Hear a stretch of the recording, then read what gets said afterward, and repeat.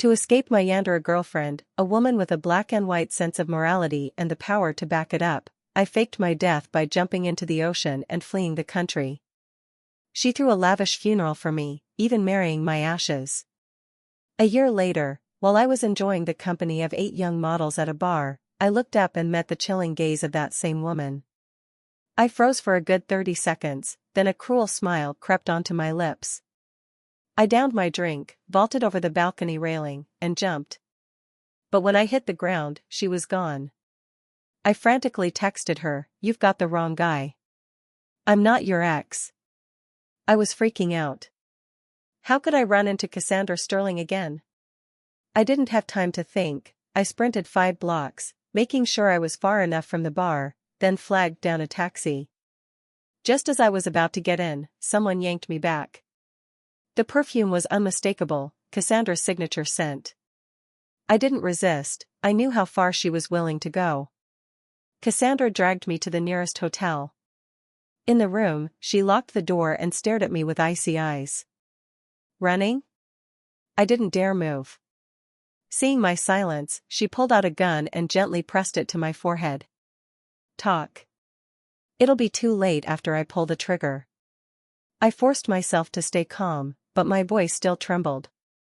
I wasn't running. I just wanted to go home. That made Cassandra laugh, a manic, humorless sound. Her eyes were bloodshot as she glared at me. You know the consequences of lying to me. She repeated, "Why did you break up with me?" I glanced at her and finally spoke. In the letter I left a year ago, I made it clear. I couldn't stand you killing people willy-nilly, wanting to eliminate every other person around me. You won't be happy until every man is dead I don't know. It was why we broke up. Just let me go. With each word, Cassandra's hand holding the gun shook harder. She roared, "Ethan! Who told you I agreed to break up? Say those words, break up again, and I swear I'll shoot you where you stand." I nodded. I believe you. Why wouldn't you? Seeing that I wasn't saying what she wanted to hear, Cassandra's anger momentarily subsided. She turned away, and I seized the chance to dart for the door. Just as I reached for the lock, a shot rang out, deafeningly close. A hole in the door was a clear reminder that this wasn't a dream. Cassandra had really fired. My legs buckled, and I collapsed to the floor. The tall, elegant woman approached, gazing at my terrified state. She laughed. "Guess who's faster, you or my gun? I really can't stand this psychological torture. One way or another, this is the end." I gritted my teeth, pushed myself up, and glared at Cassandra, fear be damned. "Kill me then, or let me go." That seemed to push her over the edge. On Cassandra's beautiful, normally composed face, pure rage was evident. Her teeth were clenched. "Fine, I'll kill you right now." She shoved me onto the bed. Later that night, Cassandra sat on the sofa. My mind drifted. Cassandra was the daughter of a powerful mafia don, born when he was 60 years old. Though spoiled from a young age, Cassandra had displayed exceptional talent early on. At 3, she could handle a gun, at 6, she was sent overseas for training. By 8, she was a crack shot. After many years dealing with the underworld, at 14, she took over all the operations in America. She met me 2 years ago. She was hunting down the leader of a rival gang. After killing several people, she leaned against a wall in an alley, waiting for her crew. I, fresh out of high school and being chased, didn't even look at Cassandra and dove straight into a dumpster, pulling the lid shut. 5 hulking French guys barged in and asked Cassandra in broken English if she'd seen a kid run by. Cassandra, leaning against the wall, glanced down at her blood-stained shoes, ignoring them. The giants started searching the alley, finally stopping at the dumpster and kicking it, their faces lighting up. The most hot-tempered one ripped off the lid, grabbed me, and started to drag me away. I, trembling, suddenly looked at Cassandra and begged her in English to help me. Cassandra said nonchalantly, "What's in it for me?" I bit my lip. "Anything. As long as you help me, I'll do anything you want." "Deal." Cassandra smiled. Actually, she'd decided to help me from the first moment she saw me. She deftly pulled out her gun and shot the largest guy between the eyes. Blood splattered all over my face, but I didn't even wipe it away. I stumbled towards Cassandra. The other four, finally reacting, drew their guns and fired back. Cassandra shot 4 times. 4 bodies fell. I, running, felt my legs give out and fell to my knees. Cassandra led me to a black car parked at the entrance of the alley. A subordinate, Wind, immediately opened the door. As the car started, Wind glanced at me in the rearview mirror. Cassandra snapped, "You want to lose an eye?" Wind, startled, quickly turned away. It was understandable he was curious. Boss is only 19 and still a virgin. Suddenly, she brings home a pretty boy. Who wouldn't be curious? I sat in the back, anxious. This woman clearly wasn't to be trifled with. Would she keep her word? If she didn't let me go, what should I do? Call the police? Would the police even intervene? When I was being chased by those 5 guys, I had tried calling the police. The result was my phone being smashed. The car stopped in front of a suburban mansion. Cassandra told Wind, "Get lost. Don't come looking for me for the next few days." Wind was stunned for a moment before understanding. Boss is going to take action. He couldn't help but say. But how many days? Inside the mansion, Cassandra brought me to a bedroom. That's the bathroom. You want to bathe yourself, or should I help? I'll do it myself. My voice was tight. Cassandra nodded, closed the door, and went to the room next door for a quick shower. She didn't dare go far, fearing I'd run. If I dared to flee, she wouldn't hesitate to use force. In the bathroom, I was indeed very obedient. I realized this place was too isolated. There was no escape route. Even if I got out of the mansion, I'd be caught quickly. More frighteningly, this woman had a gun. Instead of provoking her and losing my life, it was better to bide my time and wait for her to lower her guard. There was a knock on the door. "Are you done yet?" Cassandra's impatient voice called out. "Almost." I hurriedly put on the bathrobe. As soon as I stepped out of the bathroom, Cassandra couldn't help herself and dragged me onto the bed. When her cold, thin lips touched mine, we both froze. It was our first kiss. The next day at noon, I woke up and carefully tried to move away, but she pulled me back. "Where are you going?" Her voice, just waking up, was hoarse and alluring. I swallowed nervously. "I have something to take care of." Cassandra smiled, her eyes still closed. "You're smart. Very smart." I was testing her limits, looking for an opportunity to escape. Unfortunately, she had no intention of letting me go. She had thought it through last night. She loved me at first sight. Whether it was because of my face or my personality, she had to have me. Seeing her silence, my palms grew clammy. This was clearly a sign she wasn't going to let me go. Cassandra suddenly opened her eyes and looked at me. "First, tell me your name." I tried to stay calm, not hiding anything. "Ethan Blake." Hearing my name, Cassandra sat up and repeated it as if wanting to engrave those words into her very being. Each time she spoke, my heart sank a little more. This woman clearly intended to keep me by her side. Cassandra got out of bed, got dressed, turned around, and said to me, "There are clothes in the closet I bought. Put them on, then come down for breakfast. I'll drive you back." After saying that, she opened the door and went downstairs. Once she was gone, I breathed a sigh of relief, grabbed the clothes, and put them on. I went downstairs and saw her frying eggs in the kitchen. I sat down at the table, my mind only thinking about returning to school and buying a plane ticket back home. At that moment, Cassandra brought over milk and breakfast. "Eat." I obediently ate. I noticed she wasn't touching her food, wanting to ask but holding back. This meal felt like sitting on pins and needles. Who could stand being stared at like that? But I still finished it. Cassandra stood up and went outside. Not because she wasn't waiting for me, but because she knew I was scared of her to death, afraid that getting any closer would cause me to faint. The more Cassandra thought about it, the more annoyed she became. This big already and never had a man hate her so much. I was the first one.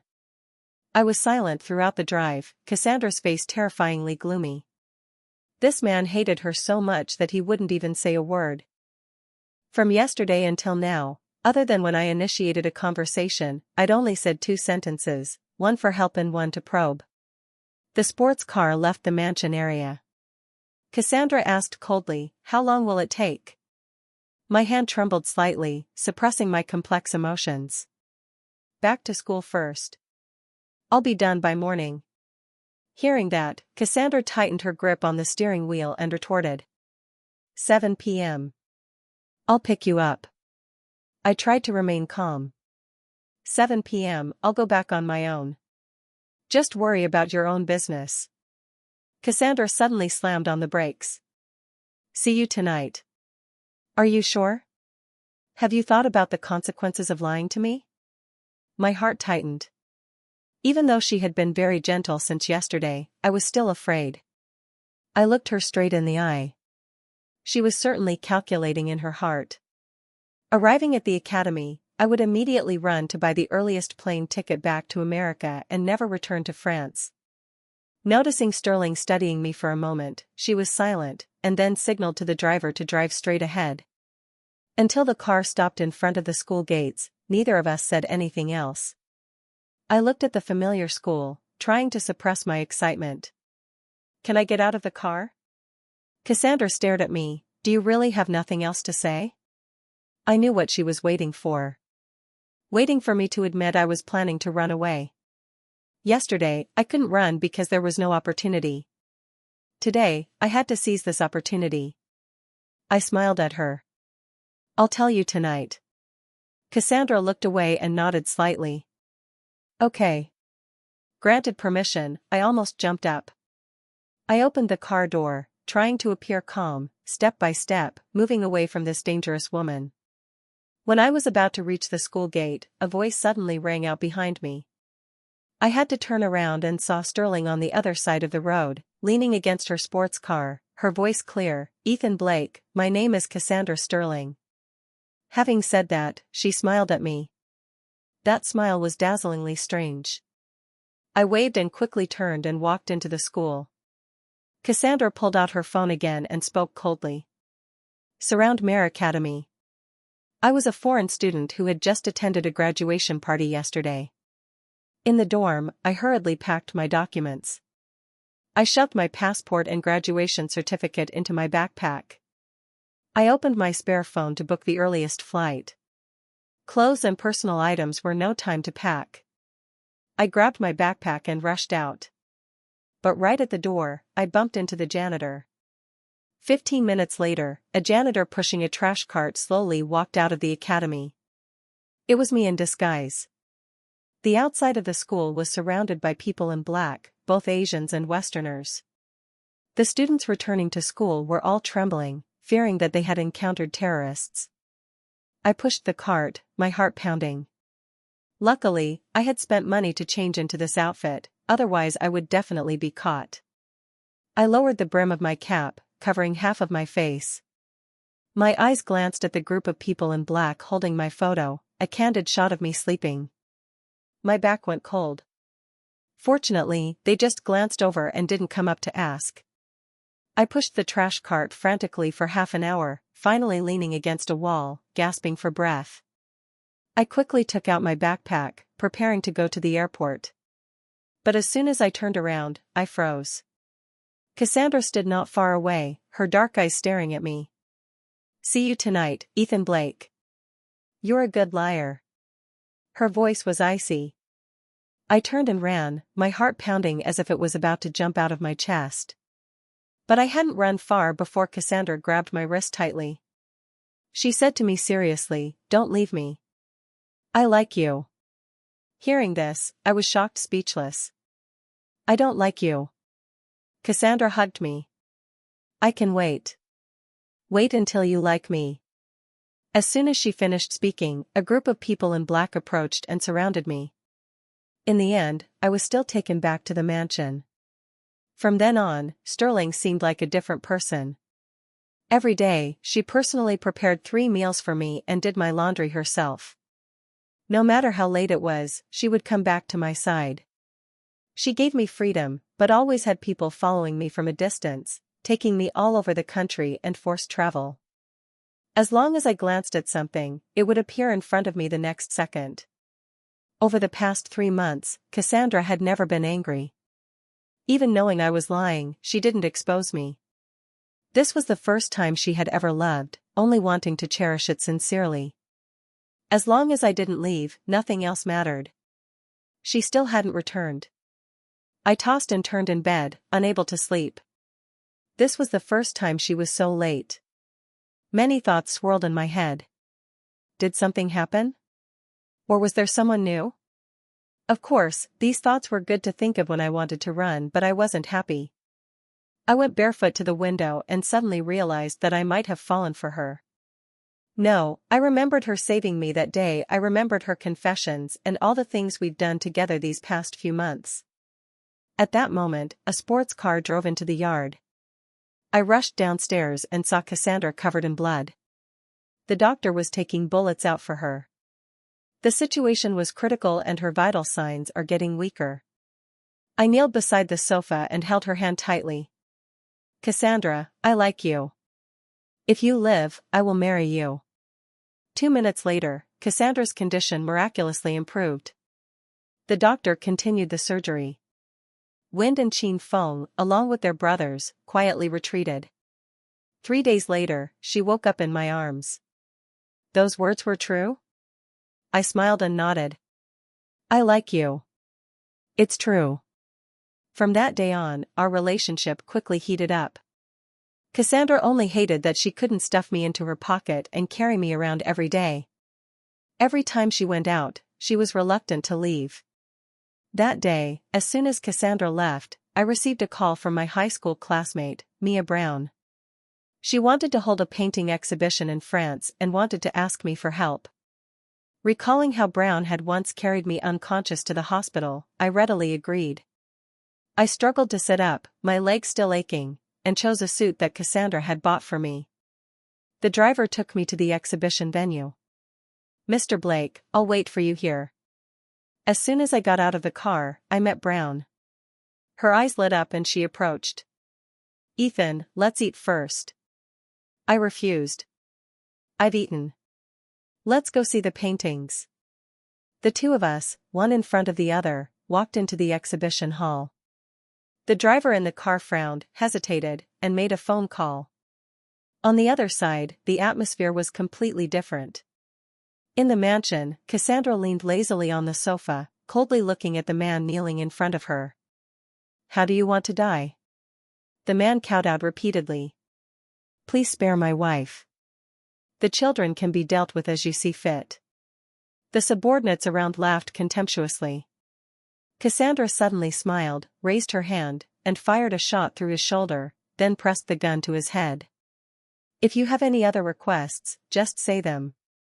It turned out that this guy had threatened Cassandra's subordinates to transport drugs unsuccessfully, and had even killed their family. Now he dared to come and beg. Cassandra had 3 principles: 1. No involvement in human trafficking. 2. No touching drugs. 3. No trouble with the police. Suddenly, a woman and a child rushed down from upstairs. The child, seeing their father injured, wanted to rush over. 2 shots rang out, and the mother and child fell slumping in a pool of blood. The man's mouth gaped open in shock, but no words came out. Cassandra stood up and ordered the subordinates beside her not to let him die too quickly. With that, she hurried out of the room. As soon as she got into the car, the driver's phone rang.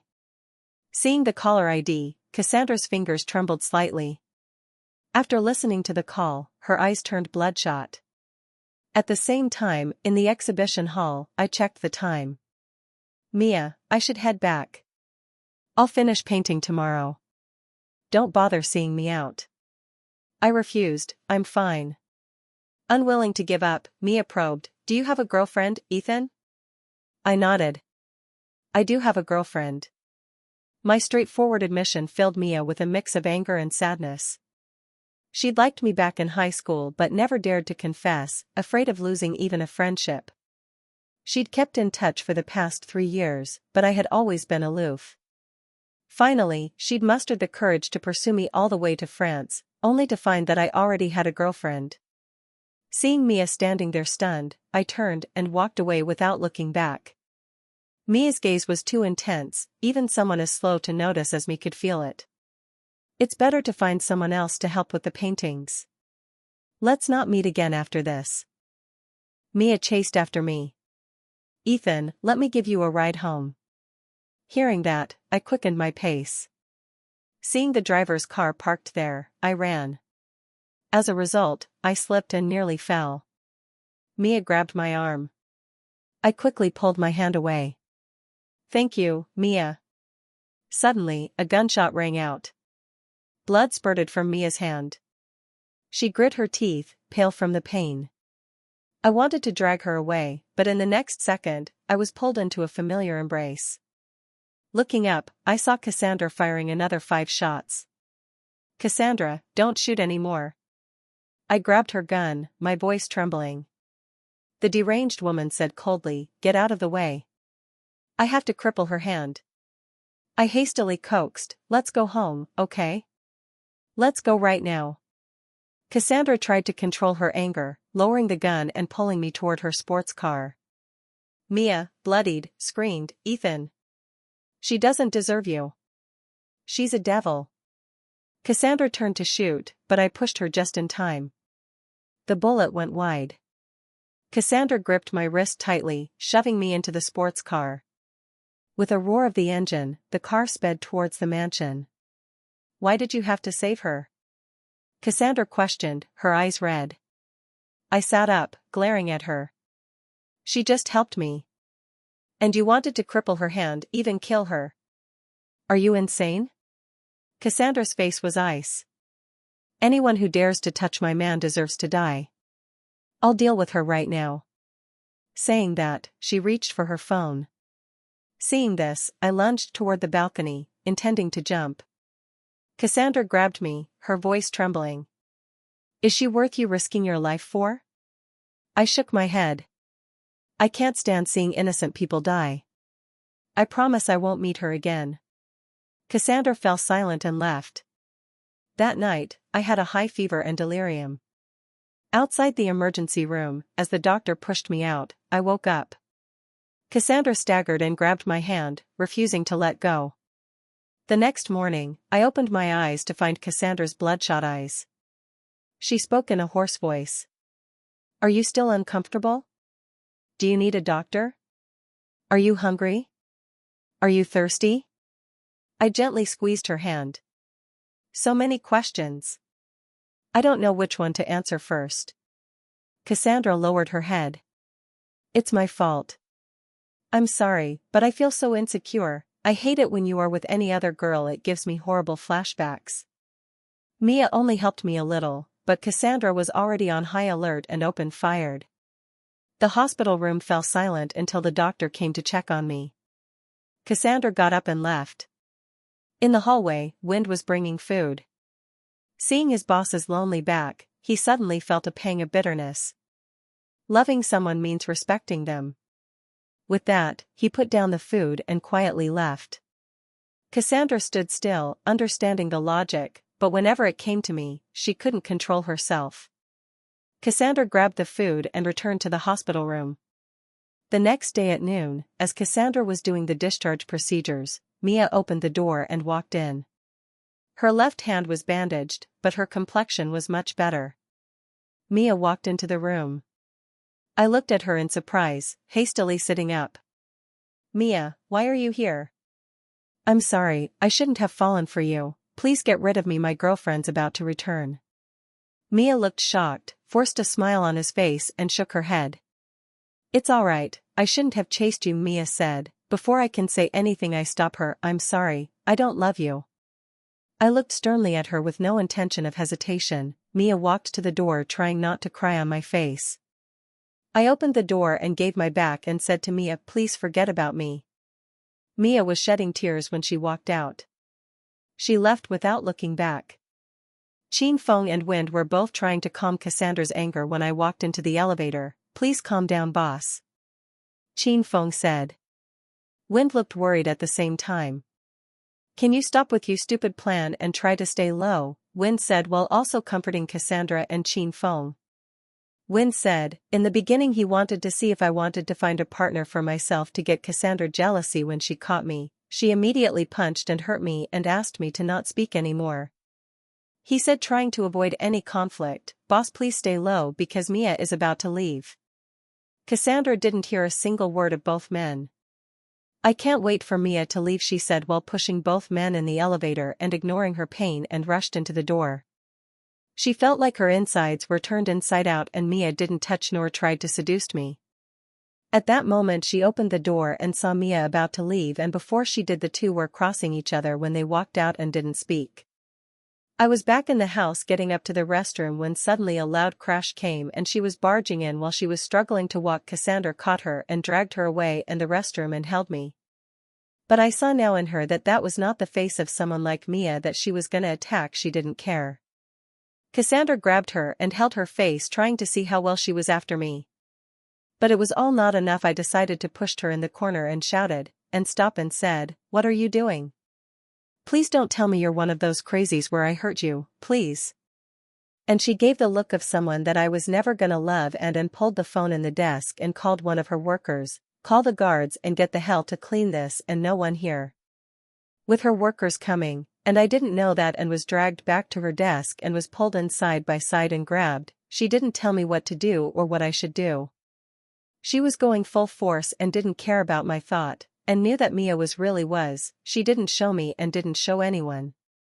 When Cassandra was holding her face and making crazy faces, I was sure if what she was looking at was going to happen, my crazy life with Cassandra were gonna have the worse. I was scared inside and thought I was next, so I thought nothing or didn't expect what was going to happen, cause I didn't know anything about Mia and wanted out of this crazy world, and if she wanted to save her. And there was no was out. So Cassandra was hugging me and wanted me to say something. She was going inside by her face that was broken and angry. "I wanted us to be together with no hate. I want it's not going to make you feel bad." With all this going by and not hearing anything else, she let out her mouth, and that I thought, what did she mean? So I had to respond, cause I didn't want to go the way with it, and said, "I just need to get out now." Cassandra pulled the hands off and, "What, that I'll get you out then." And with I rushed to the restroom and never wanted back into her. I just rushed with a lot of stress. While was inside, a loud crash from the windows could be heard while she wanted to attack her.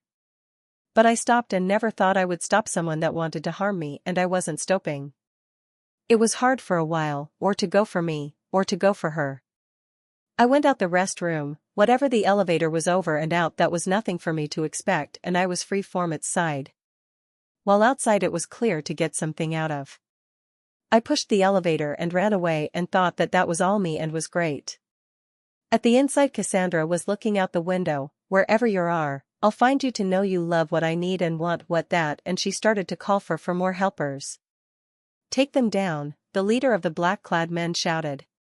They packed up their game and piled into the cars. I seized the opportunity and slipped away.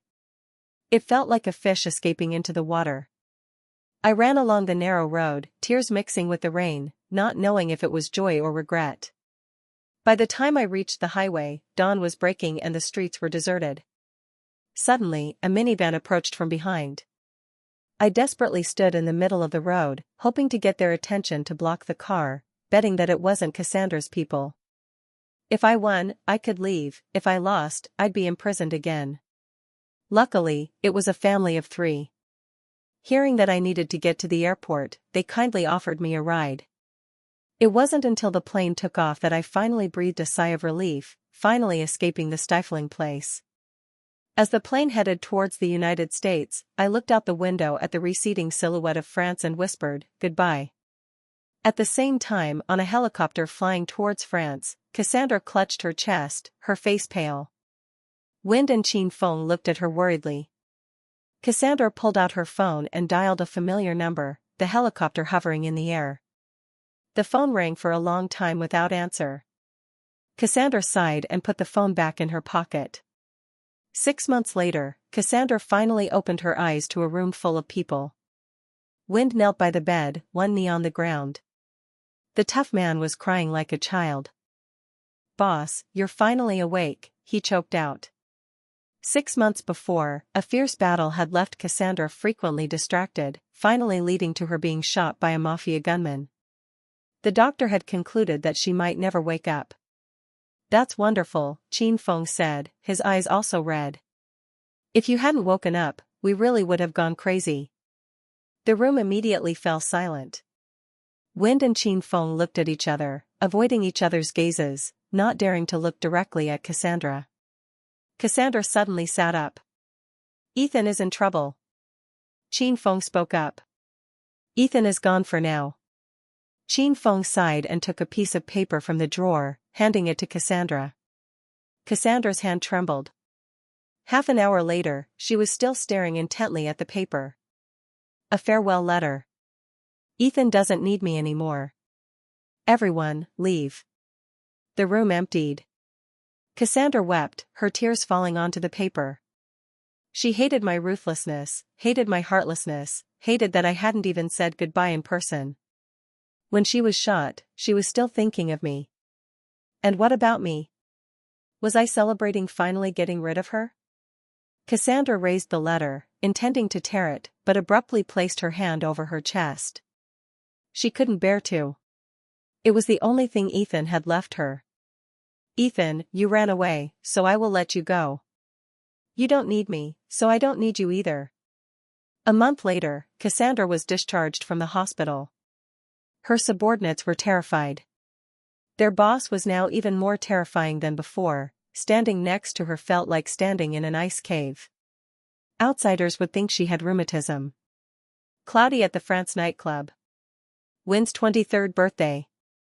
He called his brothers to his nightclub to celebrate. The VIP room should have been lively, but it was eerily silent. Cassandra leaned lazily against the sofa, the dim lighting casting a golden halo around her. She swirled her glass, saying softly, "You guys can have fun." The words were like lifting a ban. Immediately, the room became noisy. Dice rattled and laughter erupted. Suddenly, a piercing scream cut through the atmosphere. "Let me go. I was forced to come here." It was Ava. Ava lunged at Cassandra, but before she could touch her clothes, she was kicked away. "Don't tell the manager, or he'll kill me." Ava cowered on the ground. Unfortunately, no one in the room was stupid. Cassandra gestured dismissively for Wind to take her away. Taking advantage of Wind's inattention, Ava grabbed a glass from the table and threw it at Cassandra. The wine splashed on her clothes. Immediately, the glass shattered over Ava's head, blood splattering all over her face. Cassandra trembled, taking a stack of papers from her pocket. Seeing the paper stained with wine, her eyes turned bloodshot, and her rage surged. The papers felt like they would crumble at her touch. Cassandra gritted her teeth. Chin Feng reacted the fastest, running to the bathroom to get a hairdryer, setting it to the lowest setting and carefully handing it to Cassandra. "Boss, I'm so sorry." All 15 or so people in the room sat on the sofa, watching them. "Boss, she looks at that farewell letter Ethan left every day. She's used to it. She looks at it every hour." Cassandra sighed. "It's the only letter Ethan left me." 15 minutes later, Cassandra finally dried the letter. But when she opened it, the writing was faded and unclear. The temperature in the room suddenly dropped to freezing. Cassandra took out her gun, aiming it at Ava. The woman, barely standing, was released by Wind. He stepped to the side. Next, a series of shots rang out in the room, 10 shots in a row. By the time Cassandra left, she was staggering, clutching her chest as if hiding something precious. In the room, Wind chased out all the women. "I can't stand it anymore." He lit a cigarette. "We still haven't found Ethan." The boss forbade searching, but watching her like this was really unbearable. She drank herself into a stupor every day, sleeping no more than 2 hours, taking on missions without regard for her life, not even needing a gun. The nightclub manager walked in, seeing Ava riddled with bullets, and finally breathed a sigh of relief. Wind waved, pulling her away to feed the dogs. The manager immediately grabbed her hair, dragging her away. Back at the mansion, Cassandra stared at the farewell letter on the table, painfully clutching her head. Ethan, you have to write me a new letter. Months later, Cassandra finally found Ethan's trail. The man was too well hidden, in a remote town overseas, never using his real name. He organized a painting exhibition but didn't show his face. Now, he was finally coming back to China. Cassandra was able to find Ethan thanks to tracking Mia's subordinates and through information from them. It turned out that Ethan had sent a painting worth hundreds of millions to Mia as compensation. If it hadn't been for this painting, Cassandra might never have found me. She had thoroughly investigated Ethan's background, discovering that I was returning to participate in a family gathering. The rage in Cassandra's heart surged, and she immediately trashed her office. Cassandra struggled to contain her anger, wanting to fly overseas immediately to catch me. She bought the earliest plane ticket home, waiting for her chance. She would see who dared take her man and see just how heartless this unfeeling man could be. In the hotel room, Cassandra pulled herself out of her memories and approached the bed, looking at Ethan soundly sleeping. Even though Ethan was right in front of her, she still felt empty inside. She had returned a few days earlier. Last night, while with 9 girlfriends at the bar, she heard that Ethan had also arrived. Cassandra was overjoyed. But when she rushed to find him, she saw the man she always remembered staring intently at the dancing girls, a whole group of them. Cassandra couldn't believe her eyes. It wasn't until Ethan turned around and saw her that she had to accept the truth. She was furious, wanting to explode. She had never been so angry. What made her even angrier was that Ethan ran away when he saw her. Was she a ghost? Was she that scary? Or had she not treated Ethan well enough? Cassandra knelt on the bed, looking at Ethan soundly sleeping, growing angrier. How could Ethan sleep so soundly? The next morning, I opened my eyes, the aches all over my body immediately hitting me. My phone suddenly rang. I took it and answered. "How's it going, Ethan? Having fun these days?" Yan Liang's voice rang out from the other end, with a sly laugh. I glared at the woman soundly sleeping next to me, lowering my voice. "Come to the hotel to pick me up. As fast as possible." Yan Liang was stunned. Yesterday, he was still boasting to everyone that Cassandra must be Ethan's ex-girlfriend. This reunion would surely rekindle old flames. But this voice sounded like I was being forced. "I'll be right there." Yan Liang stopped laughing, grabbed his car keys, and ran out. I hung up, intending to get dressed, when suddenly an arm pulled me back. I was pulled back into bed. Cassandra was on top of me, smiling enigmatically. "Why not answer the question? Haven't you been having fun these past 2 days? Leave me alone. Let me go. I have something to do. Talk about it another day." Cassandra suddenly stood up. "You want to leave? Then marry me first." "What?" I sat up, startled. "I'm definitely not marrying you." Not to mention how terrifying this woman was, I hadn't loved her for a long time. How could I agree to this request? Cassandra lowered her eyes, her voice deep. "Ethan, I'm not negotiating with you." I fought back tears, but couldn't stop them from falling. I said softly, "Cassandra, it's over. Let go of yourself, and let go of me." Cassandra laughed coldly. "You say it's over, and it's over? I can't do that. Ethan, have you ever really loved me?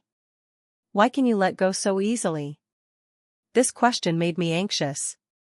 Maybe I had loved her once, but that love wasn't pure. It was just dissatisfaction and sooner or later would continue. Cassandra suddenly laughed, her voice hoarse. "Ethan, don't you realize? I can only be yours." Saying that, she trembled, reaching out to gently caress my face. "Don't hate me. Stay with me. I miss you so much, I can't go on living. I said nothing. Cassandra took my hand, pressing it against her chest. It hurts here. Please help me. At that moment, the phone suddenly rang. Cassandra quickly snatched it away. I'm bringing her back. Saying that, she hung up. She looked at the message on her phone. Her face grew increasingly dark. Who is Irene? She suddenly gripped my neck, her eyes bloodshot. You're planning to be with her? I choked, my face turning red. Tears streamed down my face. Cassandra finally released me, coldly handing me the phone. Tell her you have a girlfriend. I trembled, taking the phone. Irene was my housemate from overseas. She had always been good to me. Before returning to America, I was planning to say yes to her. But as soon as I answered the phone, Cassandra snatched the phone and turned on the speaker. Ethan, you're home? Irene's voice came warm. Cassandra glared at me, her eyes full of killing intent. Irene, I'm not going back. I said hastily. Cassandra gripped my chin, ordering me with her lips, say more. I trembled. I have a girlfriend. Don't contact me again. Irene said quickly, no. I'm coming to France to find you. I was so scared that I couldn't hold the phone steady. I knew if Irene actually came, Cassandra wouldn't spare her. Cassandra suddenly laughed. That smile made me shudder. Okay, I'll wait for you to come. Cassandra stared at Ethan but spoke to Irene. All right, miss. Irene's reaction made Ethan tremble. I never told Irene. How would she know? Irene, don't come. She's crazy. I struggled to snatch the phone back. Cassandra suddenly stood up, smashing the phone against the wall, turning towards the window. Afraid she'll die? Cassandra's voice was mocking. I helplessly watched her. Don't kill innocent people anymore. Innocent? Cassandra scoffed. You really think she doesn't know anything? I clenched my fists. I don't care what vendetta you have, as long as it's not because of me. Cassandra chuckled. All right, I'll smile. Now, marry me first. Impossible. I stubbornly sat up straight. I absolutely will not force myself. Cassandra took out her phone, preparing to make a call. I hastily grabbed her hand. Wait. Give me some time to think. 10 seconds later, Cassandra began to count down. 10, 9, 8. I desperately closed my eyes. I agree. I heard myself say it. Cassandra heard me say I would marry her. She was so excited that she trembled. She hugged me tightly, regardless of my struggles, showering me with kisses. It took nearly 10 minutes for her to let go. Cassandra got dressed, strapped on her gun, grabbed my clothes, and dragged me outside. On the way to the marriage registry, the Lamborghini sped through the streets. Stopping at a red light, she kissed me incessantly, never letting my guard down. The smile on her face grew wider and wider. An hour later, in front of the marriage registry, the couple attracted the attention of passers-by. The woman was smiling like a madwoman. The man's face was expressionless. Cassandra gently took out the marriage certificate. My dear husband, let's eat first, then buy a ring, okay? Before I could answer, she pulled me along, as happy as a child. I didn't bother paying attention to her. Whatever I said was useless. It wasn't until she dropped me off at home that Cassandra was unhappy. Honey, today is our wedding day. You should stay with me. She clutched my hand tightly, refusing to let go. I was getting a headache. Let me get out of the car. I'm angry. It's so cute. Cassandra smiled adoringly. I couldn't believe this was the same person. I tried to pull my hand away and quickly jumped out of the car. Cassandra watched my retreating figure, laughing. She took out the marriage certificate, gently stroking it, sitting in the car for a long time before leaving. In front of the Quinn family villa, Butler Lee saw me and was moved to tears. Young master, you're finally back. I embraced him. Uncle Lee, don't cry. I'm back. You should be happy. Happy that young master is back. The master and mistress will be so happy too. Butler Lee hastily wiped away his tears. Young master, Mr. Yan wants to see you with Mr. Chin and Mr. Wei in the living room. They said the phone wasn't working and came especially to wait for you. I nodded. Uncle Lee, go prepare dinner. Saying that, I walked towards the villa. Butler Lee hurried to the kitchen. He thought to himself, young master has lost so much weight these past few years abroad. I wonder when the master and mistress will be back from the battlefield. I need to quickly send them a message. What if they find out young master has gone abroad again? In the living room, Wei Yan, wearing business attire, leaned against the sofa, closing his eyes to rest. Yan Liang sat cross-legged, scolding into his phone. The forest soldiers have tried to arrest me 3 times. Are you still not coming to help me? As soon as I entered, his loud shout assaulted my ears. I rubbed my ears and sat down on the sofa opposite him. Yan Liang stopped playing his game, threw his phone aside, and approached. Why didn't you answer the phone? Did Cassandra do anything too forceful? Wei Yan also opened his eyes and looked at me. I felt tired and got up, going to the wine cabinet to open a bottle of red wine, drinking it straight from the bottle. Tilting my head back, Wei Yan and Yan Liang both clearly saw the hickeys on my neck and arms. Yan Liang swallowed, saying softly to Wei Yan, Cassandra is really ruthless. She's like a wild beast. Wei Yan said nothing. Seeing that I had opened another bottle, he quickly stepped forward and snatched it away. I thought of what Cassandra had done and felt frustrated. Wei Yan and Yan Liang realized their friend might not be able to accept this. They thought that if they couldn't reach me, it might be that I and Cassandra had made up. Since Yan Liang went to the hotel to pick me up and I didn't come down, and the phone didn't hear any resistance, Yan Liang came in front of me, his face uncharacteristically serious. Wei Yan said, so what happened, is that okay? I said I'm okay. It's impossible to tell the truth. Wei Yan and Yan Liang had treated me like their own younger brother since childhood. If they knew I was forced to marry, they would surely go to Cassandra to have a showdown. But how could they fight the Quinn family? I didn't want to drag anyone else in. Wei Yan and Yan Liang looked at each other, their hearts heavy. They understood me too well. When I lied, I would not dare to look people in the eyes or meet their eyes to see if any resistance or anything was in the faces. My tone would change. But I didn't know that. Yan Liang staggered back 2 steps, leaning against the wine cabinet. He was usually playful, but not me. Cassandra. That bastard. Yan Liang grabbed a fruit knife from the coffee table, intending to run out. I quickly stopped him. Don't be impulsive. I really am willing. Yan Liang threw the knife away. Sorry, I scared you.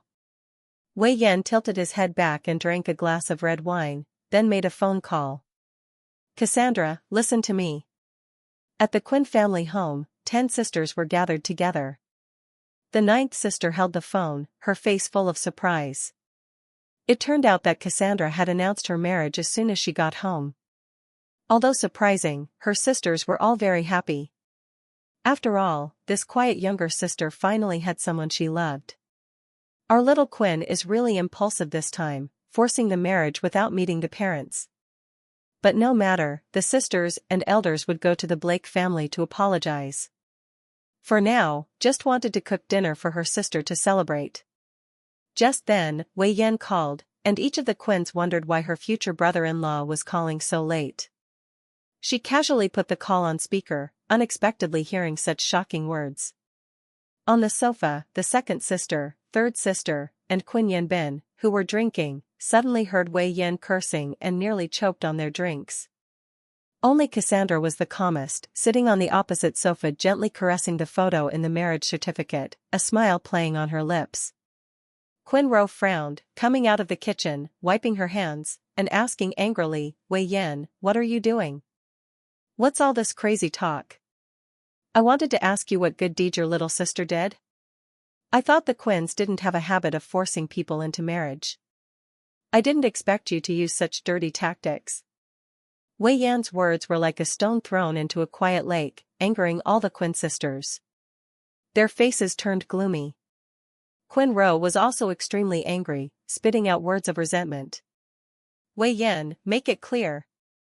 Don't leave anything out. Quinn Ro hung up the phone.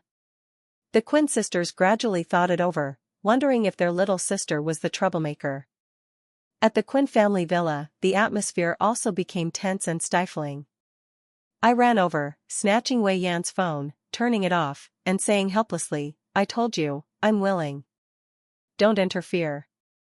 Wei Yan and Yan Liang looked at me, their eyes full of helplessness.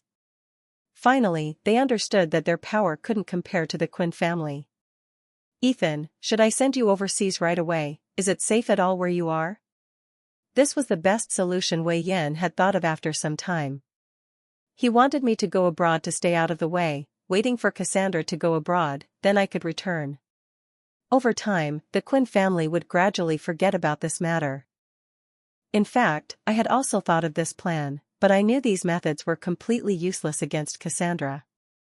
She wouldn't let me go. No matter where I ran, she would find me. What would happen to the people who had helped me at that time? I dared not think further. Even if I ran, I absolutely couldn't involve Wei Yan and Yan Liang. I can't go abroad. Today, I already registered my marriage with Cassandra. Hearing these words, Wei Yan and Yan Liang's faces turned pale, standing still, their lips trembling. For a long time, they couldn't say a word. I went to the wine cabinet, took 3 bottles of red wine, and forced a smile, giving them to them. Let's not talk about anything else. Tonight, we won't go home sober. The 3 of us drank from inside the house to the courtyard, from inside the villa to outside the villa. Finally, we were slumped in the car and were on the seats outside the villa. At this time, several sports cars sped over, stopping in front of us. Because I was drunk, I even thought he was still overseas, staggering to his feet, intending to run. This startled Wei Yan and Yan Liang. This bit of alcohol was like water to them. Yan Liang grabbed my wrist, frowning and asking, "Where are you running to?" "It's just a few girls." "Why are you so scared?" I tried to pry Yan Liang's hand away. "They're terrorists. They have guns." Hearing this, Wei Yan couldn't help but laugh. Yan Liang was stunned, then also burst out laughing. The terrorists who had just stepped out of the car stood frozen in place.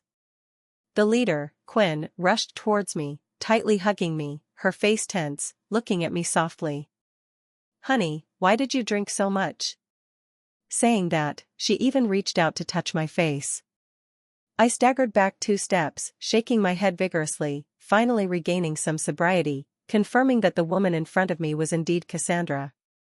I'm really fed up. Why is she coming to find me again? Seeing Cassandra, I turned to leave. At this time, Wei Yan spoke slowly. "Ethan, there are no outsiders here. Tell them what's on your mind." As soon as these words were spoken, all eyes turned to me. Wei Yan looked at me. "I want to see how the Quinn family intends to handle this. How to live in the capital." This was also Wei Yan's purpose in calling Quinn Ro. He wanted to find someone who could temporarily restrain Cassandra. That person was none other than Quinn Ro. If Quinn Ro knew everything and still couldn't do anything about her sister, it would be even more difficult for Ethan to escape Cassandra. Wei Yan wanted to test the attitude of the Quinn family. If this path didn't work, he would find another way. I naturally didn't disappoint Wei Yan. I clenched my fists, lifted my head, and looked at the woman not far away, declaring to Cassandra, "I don't love you, and I don't want to marry you. Please let me go. Stop threatening other people's lives, okay?" Hearing these words, the faces of the 9 Quinn sisters immediately turned pale. In their hearts, it was clear that this younger sister had forced Ethan to get the marriage certificate. It was clear that he didn't want to be with this sister at all. Cassandra strode up to me, looking down at me gently. "Ethan, you drank too much. Wait until you're sober, then think it over and tell me. Once again being threatened, my eyes filled with resentment. I angrily stared at her. Cassandra was driven mad by me. Her eyes were already red, the smile on her lips full of cruelty. Alright, then. I don't mind helping you sober up even more. Saying that, she took her phone from her pocket, opened the screen, and put the phone in front of my eyes. Seeing the injured person on the screen, my breath hitched. I reached out to snatch the phone, but Cassandra held it tightly. Sober now? The woman asked me, sending chills down my spine. All the strength in my body vanished. I softened and wanted to fall to my knees. Seeing this, Wei Yan and Yan Liang quickly got up, wanting to rush to support me, but were stopped by Qin Ro and Qin Shui. So that Wei Yan and Yan Liang could get close to me a little more. Cassandra hugged me, her large hand patting my back, but she was trembling nonstop. Even so, she stubbornly asked me, sober now? Ethan, tell me, are you sober now? I tightened my hand so much it was clear what was happening. You've made a promise. What is wrong with Cassandra? What is gonna happen? Tell her she never promised she gonna hurt the innocent. When the words were spoken, Cassandra lowered her head to look at me. Her eyes contained pain, and her voice was low and hoarse. What about me, Ethan? What about me? You protect the people around you. Even if you only meet them once, you like to give them a bit of kindness, but why is it like a prison sentence with me? Ethan, why is it so difficult for me to be with you? Seeing their younger sister loving but not being loved, the 9 Quinn sisters couldn't help but clench their fists. If their brother-in-law didn't die but still didn't stay with Cassandra, would they have to watch their sister go crazy? I really didn't want to answer Cassandra's question. All I could think about was Irene's gunshot wound. In the phone, she seemed to have run away after being shot. All right. Good. I hoped she wouldn't come looking for me again. Cassandra sensed the worry and relief in my eyes. She grew jealous, her body trembling. It's so cold. You're so cold. Cassandra's face was icy, cold sweat breaking out on her forehead.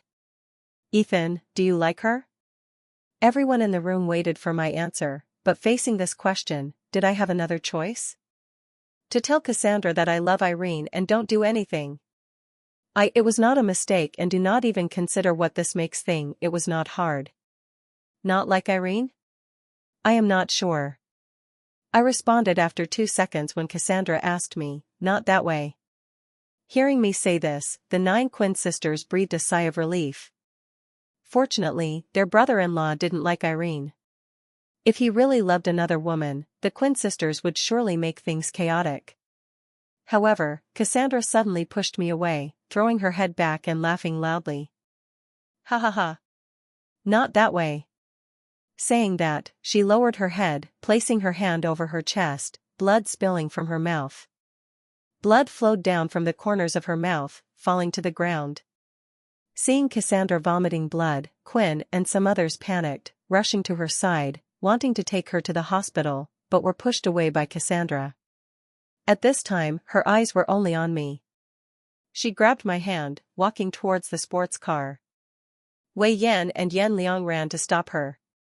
Yan Liang grabbed my wrist, wanting to help me escape her grip. But in an instant, Cassandra kicked him away. Qin Shui ran to help Yan Liang up, seeing him clutching his stomach, his face pale. The anger on my face was uncontrollable. At this time, Wei Yan had also been pulled aside by Qin Ro. At the moment Yan Liang was kicked down, I was truly angry. I couldn't escape her grasp. Perhaps because I had drunk too much last night, I unconsciously used my mouth to bite her hand. Even if I bit through Cassandra's hand, I wouldn't stop, as if I had to sever her blood vessels to be satisfied. I didn't know that this act of revenge would make Cassandra feel extremely pleased. She stood in front of the sports car, letting me bite her hand, giving up from doing anything. Her cold face revealed a manic smile. This scene startled Wei Yan, as well as Qin and a few other sisters who saw it and couldn't help but frown. Cassandra lowered her head to look at me, even using her other hand to stroke my head. At this time, I also realized something was wrong. I let go, lifting my head to look at her, so shocked that I couldn't speak. "You crazy lunatic. Cassandra, you're crazy." Seeing me let go, Cassandra brought her wrist closer to my mouth, wanting to signal me to continue. I was a little scared, wanting to avoid it. Cassandra chuckled, pulling me into the sports car and leaving. In the car, I didn't bother resisting anymore, because every time I resisted, the people around me would suffer. On the way, I closed my eyes, leaning against the seat, trying not to think about anything, but I couldn't bear it. She just kept looking at me. Not long after, the sports car stopped in a deserted area. "Stop the car." I opened my eyes, intending to unbuckle the seatbelt and get out of the car, but when I saw the darkness outside the window, I turned my head and asked Cassandra, "What do you mean by this?" The woman who was taking out bandages and anti-inflammatory medicine glanced at me, smiling softly. "Take a guess." I didn't bother answering. I unbuckled the seatbelt, intending to open the door and get out of the car, but found that the car door had been locked by this madwoman. In that moment, we both didn't say a word. I thought it was better not to say anything, saying it would only make things more tense. A few minutes later, I felt my mind growing hazy. These past few days had really been tiring. Today, I had drunk so much alcohol, so tired that I couldn't bear it. I adjusted my sitting position, turning my back to Cassandra, falling asleep. As a result, just as I fell asleep, Cassandra woke me up again. "Ethan, get me my phone." I didn't want to bother with her, but heard her threatening voice. "If you don't help me, I'll kill your two good friends. And your overseas friends won't be spared either." The anger inside me erupted. I angrily sat up, turning my head to glare at Cassandra. "Are you insane? If you don't threaten me, you'll die?" Cassandra laughed again, nodding in response. "Yes, I'm crazy." I was like punching cotton, not knowing how to deal with her, feeling annoyed. I asked, "Where is it?" She closed her eyes again, her body lazy. "Find it yourself." I really wanted to be driven mad by Cassandra. Gritting my teeth, I turned around, reaching into her right pocket. When I touched the phone, I quickly took it out. But right after that, Cassandra opened her eyes, hugging me, pulling me towards her. She acted so fast that before I could even scream, she had covered my mouth. This kiss was like the actions of a different person, powerful and domineering, not allowing refusal. The next day, the sports car stopped in front of a private villa. Cassandra got out of the car, opening the passenger door, pulling me into the villa. I was woken up, the anger erupting inside me, feeling like I wanted to go mad. "Cassandra, you're really crazy. What karma did I create in my previous life that I encountered Cassandra in this life?" After getting out of the car, I took a shower and continued to sleep. At 2 p.m., I was sound asleep. Until the phone rang and rang again, each time making me annoyed. Cassandra beside me had actually woken up a long time ago. In the time we were separated, she could only sleep 2 or 3 hours a day. Now, holding me, she could finally sleep, but didn't dare to sleep long, fearing that all of this was just a dream. Just now, Cassandra woke up, hugging me, finally feeling at ease. She wanted to wake me up, but couldn't bear it. The phone rang again. Cassandra didn't answer. She just wanted to see me angry, like when we were in love. I was awakened and slapped her head, angrily saying, "The phone is so noisy." If someone else had called, perhaps Cassandra's life would be over. From a young age, who dared to touch a single finger of her? Cassandra smiled lightly. "All right, honey, wake up." A little later, someone would be coming. She got out of bed, took the phone from the sofa, pressed the button, said a few words, and hung up. We went downstairs. Cassandra went to the kitchen to make food for me. Not long after entering, Cassandra came out again. "Honey, what do you want to eat?" At this time, I was eating an apple on the coffee table, not turning to look at her, my mouth full. I answered vaguely, "I want to eat fried chicken." Cassandra frowned, not looking at the apple in my hand, feeling it was troublesome. I pretended to be disappointed, saying awkwardly, "Is there none?" "Then I want to eat hot pot, okay?" Hot pot. Cassandra couldn't make that dish. Before, when we were overseas, she never let me eat those dishes, because I didn't have a good stomach. Cassandra managed me extremely strictly. These days, I was really uncomfortable, but still had to find a way to make her uncomfortable again. Sure enough, when she heard me say I wanted to eat hot pot, Cassandra's face turned dark, the words "there's none" nearly bursting from between her teeth. I nearly laughed out loud, trying to hold my mouth back, turning my head away, pretending to be calm. "Then I'll eat stir-fried beef, okay? Don't tell me there's none of this either." Saying that, I took a bite of the apple in my hand. If I don't eat something, I'll probably die laughing. But right after that, Cassandra's face darkened. She walked quickly over, snatching the apple from my hand, throwing it onto the coffee table, leaning down, her hands propped up on the sofa beside my head, smiling as she looked at me. "It seems like you're not hungry, honey. If you're not hungry, then you'll have to feed me first." I recoiled, opening my mouth. "Eat noodles," Cassandra said in a serious tone. "Will that make you too uncomfortable?" I didn't dare to say anything nonsense, hastily shaking my head, explaining, "Not uncomfortable at all. I really want to eat the noodles you make." Hearing that, Cassandra's face softened a lot. She stroked my head, then got up and walked into the kitchen. After she left, I sat on the sofa, breathing a sigh of relief. This was the process of ordering when we hadn't broken up. If I dared not follow, I might have to spend another day in bed. Even if it was steel, I couldn't withstand this kind of thing. Cassandra cooked very quickly. A dozen minutes later. Made 2 portions, comforting herself, "I haven't left you." As time passed, the dishes I loved, that she made, became increasingly delicious. I was completely immersed in the food, paying no attention to her burning gaze. I knew Cassandra loved me very much. Love meant keeping me in her heart. She wanted to give me all of her heart. But we really didn't belong together. Like Cassandra's love for killing. I couldn't accept it. When she went crazy, she didn't even spare innocent people. That I couldn't accept, either. She wanted me to only have her in my eyes at all times, and this too, I couldn't accept.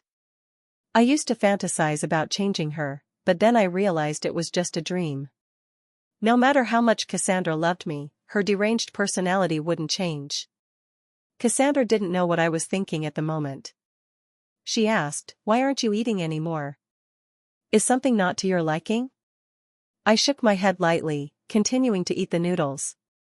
At this time, Quinn Rowe and Quinn Shue led a middle-aged woman, pushing open the door to the villa and stepping inside. They saw me eating the noodles, and went to sit down on the sofa to wait. I looked up, glancing at them, then turned to look at Cassandra beside me. "Go do your work. I can eat the noodles here myself. There's no rush." Cassandra didn't get up. She wasn't in a hurry, but I was. After all, being watched by a few women while eating wasn't something I was used to. I kicked Cassandra's leg. Seeing this, Cassandra had to obediently listen. She got up, stroking my head from behind, and walked towards the sofa. As soon as she sat down, the middle-aged woman presented a lie detector. Without asking many questions, Cassandra put the device on her arm. Over the past few years, she had gotten used to meeting with psychologists. The middle-aged woman turned on the screen, glancing at me eating the noodles, her tone somewhat hesitant. "Miss Quinn, can we begin now?" Cassandra nodded. "Begin. Still eating noodles?" I was full of doubts, not understanding what they were planning to do. "Do you like to kill people?" the woman asked. Cassandra nodded. Yes, she hates them. The lie detector didn't emit a signal, indicating she wasn't lying. The woman then got to the main issue. "Have you ever thought about killing your family members? Have you thought about killing your parents, sisters, even your husband? Is that why you have a hard time?" Cassandra replied, "Yes." Her response stunned everyone in the room. It wasn't because she wanted to kill her sisters, but because she even wanted to kill her husband. Her sister's condition was truly getting more and more serious. I eating the noodles. Now I couldn't help but believe that Cassandra really had a psychological problem. She really wanted to kill her parents and sisters. Too absurd. The middle-aged woman's forehead was covered in sweat. She knew Cassandra was seriously ill, but didn't expect it to be this serious. She had lost all humanity. But there was no other way. She still had to continue asking. Are there times when you don't want to kill people? No. As soon as Cassandra said the word, the lie detector emitted a piercing sound. Quinn Rowe and Quinn Shue finally showed a bit of joy, even the middle-aged woman becoming excited. It seemed that Ms. Quinn still had hope, that at least there were times when she didn't want to kill people. As long as a good guide was asked for, it would surely be able to help Ms. Quinn's condition to improve.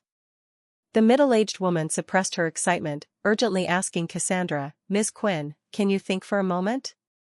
When do you not have the feeling of wanting to kill people? When the lie detector emitted a signal, Cassandra was also stunned for a moment, then she understood completely. She knew clearly when she didn't want to kill people. She smiled softly, answering, when I'm doing that with Ethan. The lie detector didn't emit a signal, but everyone in the room was stunned with this answer was bizarre. I spit out the milk at that moment. All eyes turned to me. I really wanted to find a hole to crawl into. Embarrassed, I grabbed a tissue to wipe my mouth, wanting to run upstairs. Damn it. Can't I avoid this? Why must I run away? Cassandra smiled, her smile growing wider, looking at me who wanted to run away. Don't go upstairs. Come here to me. Quinn Rowe and Quinn Shue smirked, unable to suppress their laughter. Our sister is not only crazy now, but also a crazy lover. Clearly, I didn't want to listen to Cassandra, but had already been discovered. If I didn't run, what was I waiting for? Just as I stepped away, Cassandra spoke again. Ethan, when I'm with you, I don't want to kill people. The lie detector was silent, not emitting a signal. Then, the three women spoke at once. Brother-in-law. Honey. This was over. I couldn't run anymore. The path had been blocked by Cassandra.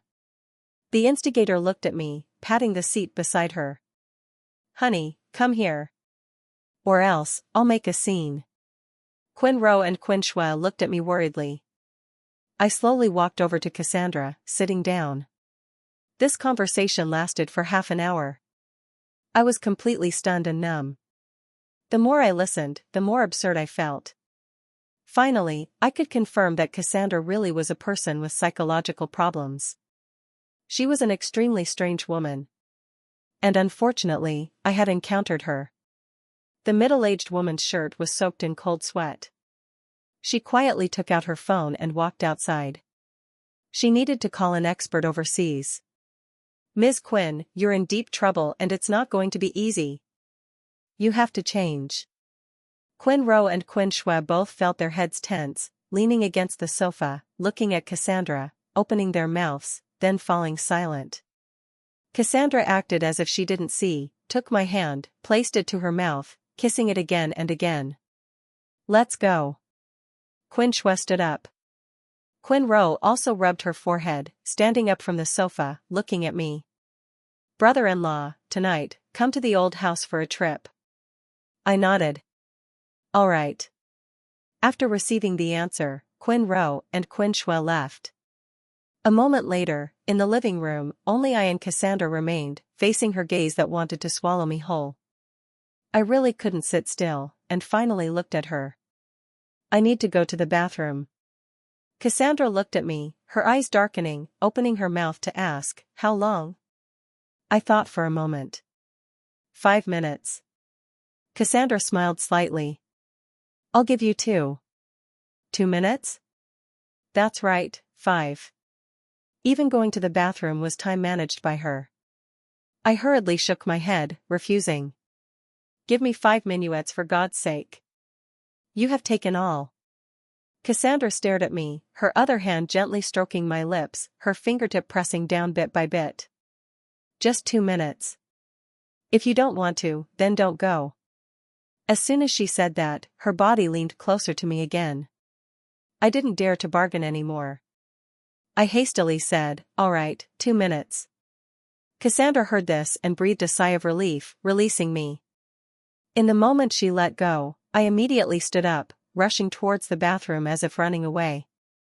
Oh, God. What should I do?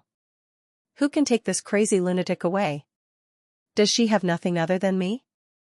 I ran into the bathroom, locking the door, then sitting down on the toilet. I had to think of a way to solve this in the future. It seemed that running away wasn't a solution. Would I have to live with her for the rest of my life? She was really good to me, but every time I was with her, there was too much pressure. Or should I just give in to her first, waiting for Cassandra to get bored, then getting a divorce? Maybe she thinks I don't love her, don't infatuate her, so she thinks there's a challenge. If I just give in, would she get bored after a long time? In the bathroom, I was thinking randomly, while Cassandra on the sofa was also deep in thought. Cassandra's face wrinkled. Her temper was getting worse and worse. She didn't want to let go at all. Cassandra stood up, walking towards the bathroom door, gently knocking with her finger. Don't rush. I didn't come to urge you. Hearing that she didn't come to urge me, I breathed a sigh of relief, but then her voice rang out again, hoarsely, Ethan, can you not lie anymore? I looked at the door, wanting to answer, but this time I couldn't open my mouth. How could I say that I wasn't lying to her anymore? Hadn't I always been lying to her all these days with Cassandra? Ethan, give me 2 years. If after 2 years, you still don't love me, hate me, and want to leave, I'll let you go. All right? Saying that, the woman outside seemed a little unsteady, leaning against the door, her breathing growing increasingly rushed. Even so, Cassandra continued, if I said I would change completely, not do anything anymore, then that would definitely be lying to you. I don't want to lie to you. I really want to change. What you like, I'll learn it. What you hate, I'll give it up. Ethan, can you give me a chance? I stood up, walking towards the door, unlocking it, but not yet opening it. I admitted that her words were making me conflicted. These were exactly the words I had once longed for, but now I had changed. The love of the past wasn't something you could just get back. Throughout the time we were separated, I had moved forward. As for Cassandra, she was still standing there, waiting. Time passed in my silence. Suddenly, the woman outside the door violently pulled it open. Cassandra stepped forward, hugging me tightly. Her words were full of pleading.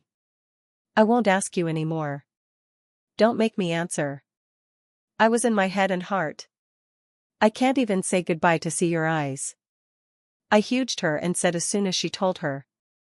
It's been too long, no and not it, but I do know and get help and no and it's too late. Saying words what were mixed into this. There were no words I could not say and had to keep in. No. I embraced her, feeling completely broken inside. We didn't say anything more. At this time, there were no words, but it was deeper than any words. A moment later, a series of chaotic footsteps rang out. Cassandra quickly, gently pushed me out of her embrace. Her beautiful face was like a layer of frost. She lowered her head, seriously instructing me, lock the door. If you hear any sound, don't come out. Without waiting for me to answer, she walked out, closing the door, then locking it from the outside. After Cassandra left, my heart was full of worry again. This idiot. She locked me in here again. Was it her enemies who came to seek revenge? If my phone wasn't broken, I could still call people for help. But now, everything was useless. Hopefully, Cassandra won't encounter anything. At this time, on the sofa in the living room, there was a blonde woman. Behind her stood 8 foreign men in combat attire, each carrying a gun on their chest. In such a situation, Cassandra unhesitatingly walked towards them. Seeing her approach, the 8 men in combat attire immediately cocked their guns, raising the muzzles to their shoulders, aiming at her. But Cassandra didn't pay attention to them at all. Walking to the sofa opposite the blonde woman, she sat down. Cassandra glanced at her, her tone cold. "You came quickly." Susan Diane sat up straight, looking at her, smiling slightly. "Not late at all. If I had been a little later, my love would have been snatched away by you." Hearing this, Cassandra sneered, her eyes full of killing intent. "That girl. If I hadn't interfered, he would have agreed to be my boyfriend." Susan smiled in response. Cassandra looked at her with a puzzled expression. She was truly the first person to come seeking death. Susan kept her smile, glancing towards the bathroom. She waved her hand, signaling her men to obey. The men immediately moved in that direction. But at that moment, the villa door was kicked open by a group of men in black. Each of them carried a gun, rushing in and surrounding Susan and her subordinates. Susan was accurately targeted by the scope. Not scared, she looked at Cassandra. "She will win." Seeing this, all members of Cassandra's team didn't dare to breathe and said, "Do not go there, it would cause problems." Not daring to breathe was right, because Cassandra was nearly mad with anger. She quickly took a gun from her waist, aiming it at Susan's head. Seeing this scene, Susan's subordinates, who were targeting Cassandra, nearly pulled the triggers. At this time, both sides were tense. The situation seemed ready to explode at any moment. Susan gave a signal. Signal the subordinates not to act. Her subordinates naturally didn't dare to act recklessly, but Cassandra didn't care about that. Only a gunshot was heard, the bullet flying past Susan's side. Susan was as calm as if nothing had happened. Her voice didn't have a trace of wavering. "Ms. Quinn, let's talk straight. If you don't want trouble in my area, I advise you not to have any designs on me. If I die, not only will you lose the lives of your sisters, but the whole world will not single-handedly occupy you anymore. Ms. Quinn, what do you say?" Cassandra looked at Susan. "It turns out that I underestimated you." Yesterday, Cassandra had found out that Susan was the illegitimate daughter of the Soren Mafia organization in MW. When she was young, she was very despised. But when she grew up, in just 1 year, she had built a force that was so terrifying that the royal family had to be wary. In the beginning, everything had nothing to do with Cassandra, but then everything became about her man. "My business is unstable because of you. I cannot let her live or have this. The moment had to be done. I was looking and thought there was no one that would win this situation. And then said yes, and this needs to not happen." And at this time several planes flying around where the door was. Cassandra turned around and got out quickly. "No one wins, all that I need is you." What the hell was the problem with saying those words like they make any sense? Then those people that were on the outside just came in with guns pointed and it was a bloody mess. It was all hard to figure out what was happening since I know they could do too many to get out of this if they wanted and not hurt anyone. Cassandra tried to help and do the best what said what was happening, but still this was not how you handle something to see eye to eye. I was getting out now from these places. Cassandra stepped over to me not thinking.